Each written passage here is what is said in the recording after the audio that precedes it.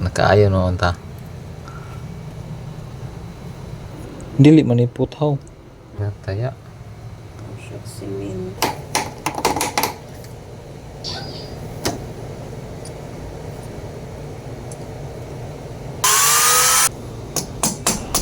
Kanida ay nag-ilis ko ani og gripo. Inaabot din ako ng 2 oras dahil dito sa nabali na ito. Kung hindi to nabali, 30 minutes tapos na 2 gripo. Mga 10 minutes nga lang tapos na lahat eh. Okay na po. Tapos na. Awa ka sa akin din. Hindi matapos sa trabaho. Ito. Ano nangyari? Ito naiwan sa loob. Ay binuo mo na tanggal. Di ba? Kasi- Kinalitan. O dalawang screwdriver. Paano palit? Ha? Paano palitan? Hindi putol takyan. Ug nining tungora, hinduol ang akong busing kay hintudlo siya og unsaon daw ng para dali ra daw mahuman.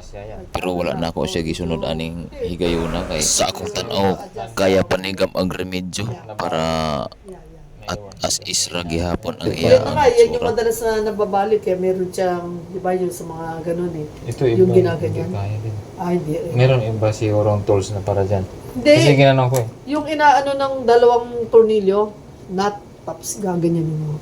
Yun ang kikita ko sa YouTube, DIY. Yung ganito rin yan. Hindi yung ganyan. Hindi, yung... Parang ganyan siya, matigas na siya pagka ginanyan mo. Kaya lang, siyempre, perpersa, gumagalaw. Oo. Bale, nandiyan na, tapos na. Tapos na rin. Okay. Ito, yung kinabit, wala nang ipapaligo na ano. Wala na. So, wala nang aso. Hindi, kung naglinis pa sila, ayos lang kayo, yung hose dito, Yung sa nandito baba, sa baba. Ha? Yung sa Ah, meron pa Yun pala. na lang sa baba ginagamit.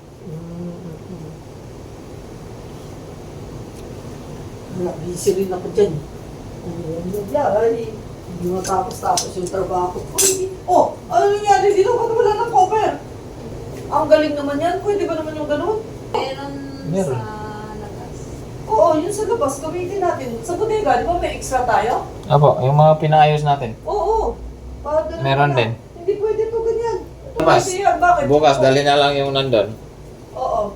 Yung sa labas, pwede yun na ipasok dito.